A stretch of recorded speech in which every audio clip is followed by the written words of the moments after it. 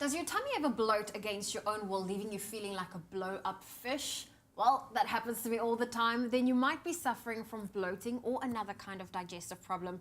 Luckily, there's some good news. You can control digestive problems and beat the bloat by just eating the right types of food, like including Jungle Oat Instant in your breakfast routine.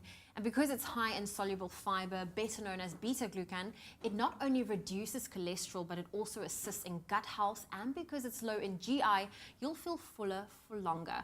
And back in studio with some nutritional advice on how to control and even avoid digestive problems is registered dietitian Lauren Moore. Good morning. Morning, thanks for having me. Oh, I feel like I am not the only one, and I know I'm not the only one that suffers from bloating. But let's talk about the different types of digestive issues and problems that they are. Sure, there are so many, and I think they're becoming so much more common these days. I mean, I don't know anyone who doesn't have issues with some form of digestive problem.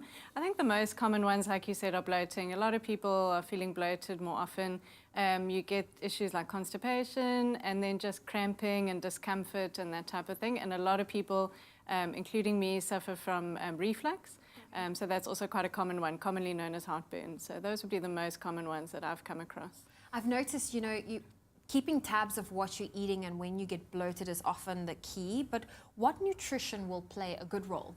I think you need to focus on a balanced diet. So we always talk about moderation and balance, but here it's very important because if you're getting a nice balanced diet, it means your portions are well controlled, and it means that you're not over or under indulging in certain things. So for example, you're not eating too much fatty foods or too much or too little of the high fiber foods, which are very important for gut health. So just by focusing on that balanced diet, you mentioned fiber before, so very important to get a balance of your soluble and your insoluble fiber. And those are two different types of fibers, but generally speaking, if you're eating a diet high in fiber, you will be getting both of them automatically. So that would be like your oats, your nuts and seeds, your whole grains, vegetables with the skin, fruit, that type of thing. And that will provide you with that good balance of soluble and insoluble fiber. So we've spoken now about the nutrition, but does exercise also alleviate digestive problems? Absolutely. I think you need to be a little bit careful according to your symptoms. So some people tolerate different exercises differently. So sometimes when you do start to exercise, you need to figure out what works best for you. But definitely exercise plays a huge role in that whole healthy lifestyle that we're aiming for. So an example of something that might not necessarily work is if you do have reflux and you're lifting a lot of heavy weights and you're putting pressure on your chest, then sometimes that exacerbates the reflux, so you would probably rather want to go for something like yoga or Pilates or a gentle run and that type of thing. If you're someone who's living with constipation issues, then literally any type of movement is going to be beneficial because it's going to stimulate your colon and it stimulates motility, so it gets that colon moving and working. So definitely exercise plays a huge role. And also with regards to IBS, irritable bowel syndrome, so a lot of people are suffering from the digestive issues because they have IBS. Maybe it's diagnosed, maybe it's undiagnosed, but if you are exercising and that helps manage your stress, then that's going to directly influence and improve your digestive issues. I love that you touched on that, and especially during some exercise or something is better than nothing. Yes. What about someone that lives an inactive lifestyle? Naturally, I'm assuming this problem will escalate.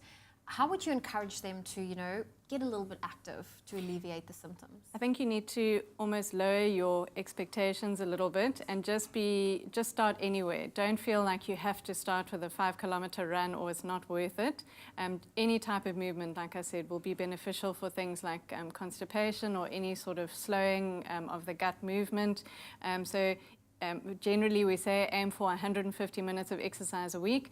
If you want to break that up into 20 minutes a day, 7 days a week, then you're pretty much there. And it can be something like a brisk walk or any type of thing that's going to, again, you're aiming also, yes, for the movement and the exercise, but also for that stress management and that reduction of stress. So even if it's a gentle type of exercise, if it's going to help reduce your stress, that can also translate into improved digestive health. Well, Lauren, thank you so much for joining us and sharing all of your knowledge. I really, really appreciate that. And it's also good to know that digestive discomfort can be alleviated through proper nutrition and exercise.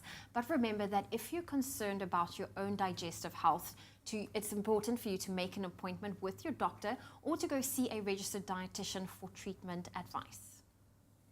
South Africa's original oat champion now has a range of nutritious, delicious muesli. New Jungle Muesli, available in an exciting variety of flavors.